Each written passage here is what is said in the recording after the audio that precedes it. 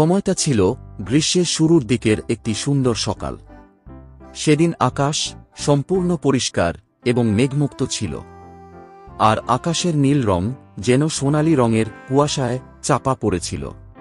Garden পার্টির জন্য এটি ছিল একটি আদর্শ দিন। বাগানের মালি ভোরবেলা থেকে প্রচণ্ড পরিশ্রম করছে বাগানটিকে গার্ডেন পার্টির জন্য উপযুক্ত করে তোলার জন্য। মালি ঘাসগুলোকে কেটে কেটে সেগুলোকে গোলাপ ফুলের আকৃতি প্রদান করেছে, আর সেই গোলাপ আকৃতির ঘাসের লনের উপরে ফুটে থাকা ডেইজি ফুলগুলোকে অসাধারণ সুন্দর লাগছে। আর গোলাপের গাছগুলি শত শত ফুটন্ত ফুলে ভরে উঠেছে। সবুজ গাছের ঝোপগুলি মাথা ঝুঁকিয়ে তাদের শ্রদ্ধা জানাচ্ছে, যেন স্বর্গের দেবদূতেরা তাদের পরিদর্শন করতে এসেছেন। এমন সময় মিসেস শেরিডান তার দুজন মেয়ে মেগ ও লরাকে নিয়ে প্রাতরাশ করছিলেন, আর তারা যে গার্ডেন পার্টির ব্যবস্থা করেছেন সেই ব্যাপারে কথা বলছিলেন। সেই সময় তাঁবু খাটানোর জন্য 4 জন লোক এসে হাজির হল। আচ্ছা মা, কোথায় তাঁবুটা খাটাতে চাও বলো তো একটু। সোনা আমার, এই বিষয়ে আমাকে কিছু জিজ্ঞেস করো না। এবছর আমি ঠিক করেছি যে গার্ডেন পার্টি আয়োজন করার দায়িত্ব আমি তোমাদের উপর ছেড়ে দেব। আর ভুলে যাও যে আমি তোমাদের মা। মনে করো আমি তোমাদের একজন সম্মানীয় অতিথি। কিন্তু মেগ ব্রেকফাস্টের আগে তার চুল ধুয়েছে, আর এখন সে বসে বসে কফি খাচ্ছে একটা সবুজ তোয়ালে মাথায় জড়িয়ে। আর শেরিডানের আরেক মেয়ে জোশ সর্বদাই একটি সিল্কের পেটিকোট ও কিমোনো জ্যাকেট পরে বাবুর মতো উপরতলা থেকে ব্রেকফাস্টের জন্য নিচে নামে। তাই তারা দুজনেই বাগানে তাঁবু খাটানোর কাজ দেখার জন্য যেতে পারবে না। সুতরাং মিসেস শেরিডান লরাকে বলল, তোকেই যেতে হবে লরা, তুই তো হলি একমাত্র শিল্পী মানুষ। তাই লরা হাতে মাখন মাখা পাউরুটি নিয়ে বাইরে গেল কাজের দেখাশোনা করার জন্য। বাইরে গিয়ে সে দেখল 4 জন লোক এসেছে তাঁবু খাটাতে। তারা দেখতে খুবই আকর্ষণীয় ছিল। তাদের সঙ্গে ক্যানভাসের রোল, লাঠি ও যন্ত্রপাতির বড় বড় ব্যাগ ছিল। লরার হাতে মাখন মাখানো পাউরুটি থাকার জন্য সে একটু অস্বস্তি বোধ করল। সেই 4 জন লোকের মধ্যে একজন বেশ লম্বা ও ছিপছিপে ছেলে ছিল। সে খুবই বন্ধুত্বভাবাপন্ন ছিল। লরা তাদের জিজ্ঞেস করল, আচ্ছা, তাঁবুটি যদি লিলি ফুলের বাগানে খাটানো হয় তাহলে কেমন হবে? তারা সবাই জায়গাটির দিকে তাকাল, কিন্তু তাদের জায়গাটা খুব একটা পছন্দ হল না। তাই লম্বা লোকটা বলল, আমার মনে হয় ওই জায়গাটা ঠিকঠাক হবে না। ওই জায়গাটি তাঁবুর সঙ্গে মানানসই নয়। আমার মনে হয় তাঁবুটি কারাকা গাছগুলির সামনে বসালে ভালো হবে। লরা এই প্রস্তাবে একটু অসন্তুষ্ট হয়ে বলল, কিন্তু কারাকা গাছগুলোর সামনে তাঁবুটি খাটানো হলে গাছগুলোর সৌন্দর্য তো ঢেকে যাবে, তাই না? কিন্তু তাদের মধ্যে 3 জন লরার কথা না শুনে কারাকা গাছগুলোর পাশেই তাঁবু খাটাতে লাগল। আর সেই লম্বা ছেলেটা অন্যমনস্কভাবে একটি ল্যাভেন্ডার ফুলের গন্ধ নিচ্ছিল। এটা দেখে লরা অত্যন্ত মুগ্ধ হয়ে যায়, আর ভাবতে শুরু করে যে সমাজের ওই উচ্চ শ্রেণীর বোকা ছেলেগুলোর বদলে এরা যদি তার বন্ধু হতো তাহলে খুব ভালো হতো। এমন সময় লরার বান্ধবী কিটি মেটল্যান্ড তাকে ফোন করে। তাই লরা বাড়ির ভেতরে যায় ফোন ধরার জন্য। যাওয়ার সময় সে বারান্দায় দেখে যে তার ভাই লরি এবং তার বাবা মিস্টার শেরিডান তৈরি হচ্ছে অফিস যাওয়ার জন্য। বলছি লরা, তুমি বিকালের মধ্যে আমার কোটটা একটু দেখে নিও, যেটা আমি আজকে বিকালে পার্টিতে পরব। যদি মনে হয় তাহলে একটু সেটা ইস্ত্রি করে দিও। আচ্ছা ঠিক আছে, আমি দেখে নেব। Good morning. আজকে দুপুরে লাঞ্চে আসছিস তো? তুই এলে ভীষণ খুশি হব। আমি ঠিক সময় চলে আসব, চিন্তা করিস না। আচ্ছা, মেনুতে কি আছে? একেবারে ঘরোয়া সাদামাটা খাবার আছে, শুধু স্যান্ডউইচ আর ডিম দিয়ে তৈরি মেরিং কেক। আচ্ছা, তুই সেই সাদা ড্রেসটা পরবি তো? হ্যাঁ, ওই সাদা ড্রেসটাই পরব। ওকে বল ও যেন ওই টুপিটা পরে আসে যেটা সে গত রবিবার পরেছিল। মা তোকে ওই টুপিটা পরতে বলছে, যেটা তুই গত রবিবার পরেছিলি। আচ্ছা ঠিক আছে, আমি তাহলে ওইটাই পরে আসব। এখন রাখছি, অনেক কাজ আছে, তাড়াতাড়ি আসিস কিন্তু। ফোন রাখার পর লরা বাড়ির বিভিন্ন জায়গা থেকে আসা শব্দগুলো শুনতে থাকে। সে ভারী পিয়ানো সরানোর আওয়াজ শোনে।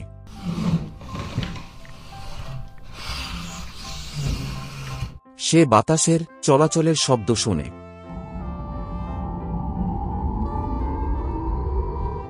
কালির দোয়াতের উপর এবং একটা রূপোলি ফটো ফ্রেমের উপর পড়া রোদের বিন্দুগুলো সে লক্ষ্য করতে থাকে।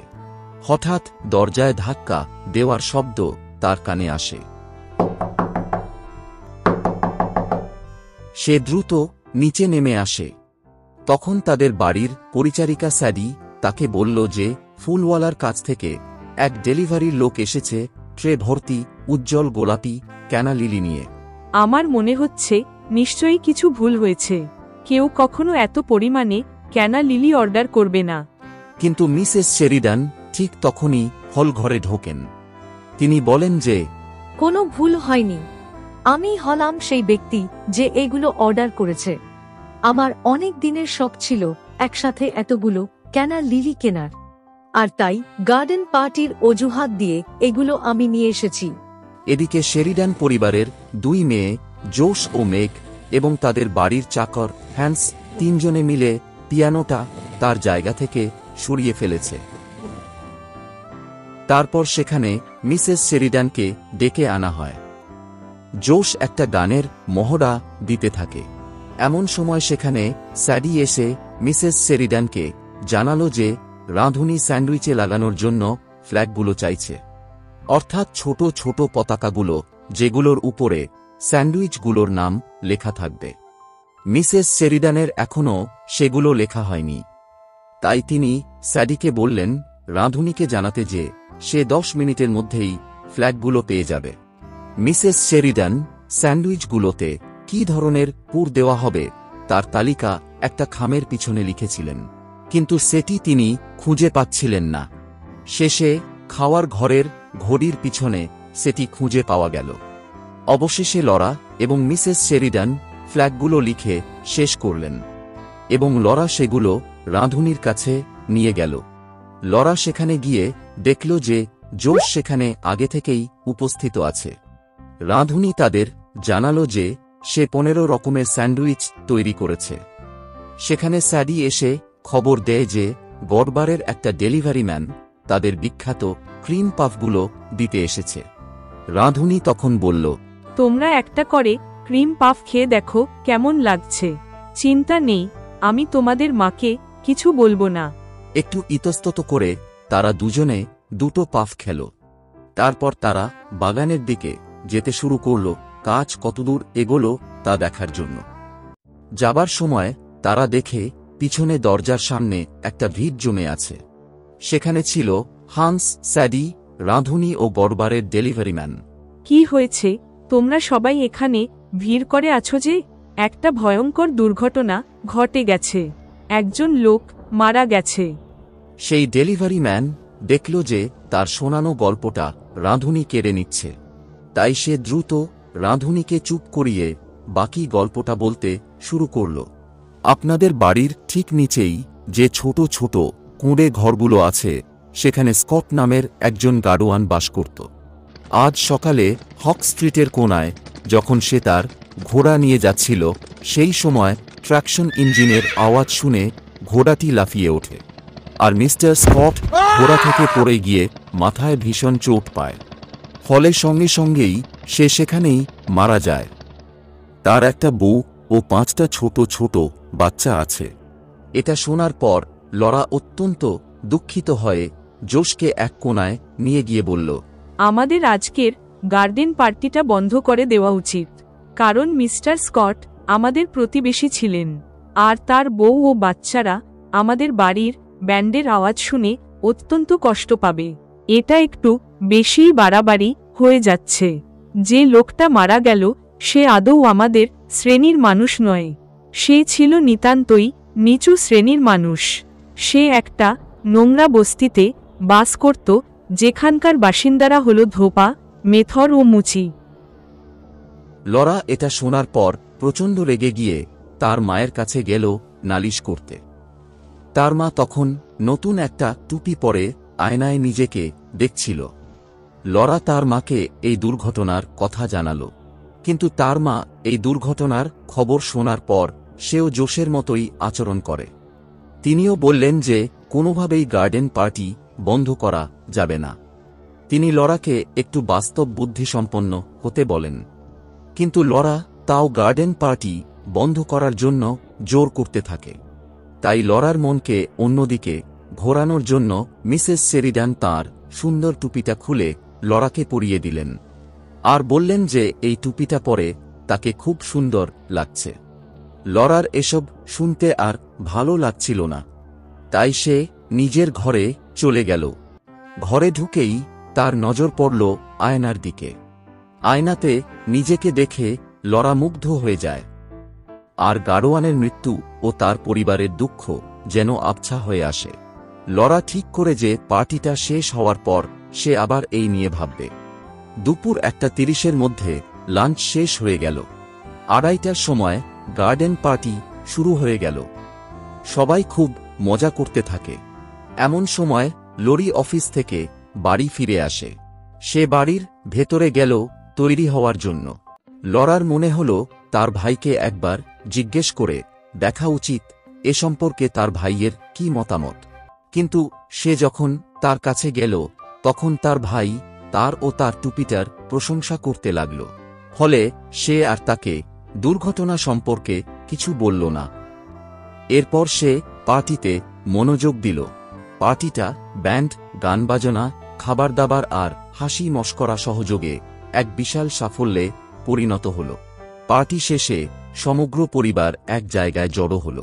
মিসেস শেরিডান প্রচণ্ড ক্লান্ত হয়ে গিয়েছিলেন, তাই তিনি 1 কাপ কফি খেতে শুরু করলেন। লরা তার বাবাকে স্যান্ডউইচ খেতে দিল। স্যান্ডউইচ খাবার পর মিস্টার শেরিডান আবার সেই দুর্ঘটনার কথা তোলেন, কিন্তু মিসেস শেরিডান তাকে চুপ করিয়ে দেন। এরপর মিসেস শেরিডান দেখেন যে অনেকগুলো খাবার এখনো বেঁচে আছে। সেগুলো দেখে তার মাথায় একটা বুদ্ধি এলো। তিনি ভাবলেন, এই বেঁচে যাওয়া স্যান্ডউইচগুলো সহানুভূতির চিহ্ন হিসাবে মিস্টার স্কটের বাড়ি পাঠানো উচিত। আর এখন তো স্কটের বাড়িতে প্রচুর লোকজনও আসা যাওয়া করছে নিশ্চয়। তাই এগুলো যদি তাদের দেওয়া হয় তাহলে আমাদের খুব নাম হবে প্রতিবেশীদের কাছে। যেমন ভাবা তেমন কাজ। সঙ্গে সঙ্গে বেঁচে যাওয়া খাবারগুলো তিনি একটা ঝুড়িতে ভরলেন। তারপর তিনি লরাকে যেতে বললেন স্কটের বাড়ি ওগুলো তার বাচ্চাদের দিয়ে আসার জন্য। প্রথমে সে যেতে চাইছিল না, কিন্তু শেষমেশ সে রাজি হল সেগুলো নিয়ে যাওয়ার জন্য। লরা, তুই কিছু অ্যারাম লিলি সাথে নিয়ে যা, কারণ ওই শ্রেণীর মানুষগুলো অ্যারাম লিলি খুব পছন্দ করে। কিন্তু অ্যারাম ফুলের ডাঁটিগুলো ওর ড্রেসটা নষ্ট করে দেবে, তাই ওগুলো না নিয়ে যাওয়াই ভালো। তাই সন্ধ্যার সময় শুধু খাবারের ঝুড়িটা নিয়ে সে বাড়ির বাইরে বেরোল। গেটের কাছে হঠাৎ একটা বড় কুকুরের ছায়া তার পাশ দিয়ে পেরিয়ে গেল। মনে হল যেন সে তার স্বর্গ ত্যাগ করে নরক যাত্রার পথে অগ্রসর হল। সে রাস্তা দিয়ে উজ্জ্বল স্ট্রিট ল্যাম্পের আলোতে হাঁটতে লাগল। কিছুক্ষণ পর সে অন্ধকার ধোঁয়াতে ভরা ছোট ছোট গলিতে হাঁটতে লাগল। সেখানে পুরুষরা মাথায় উলের টুপি পরে আর মহিলারা গায়ে শাল দিয়ে হাঁটাহাঁটি করছিল। তার মনে মনে প্রচণ্ড ভয় অনুভব হচ্ছিল।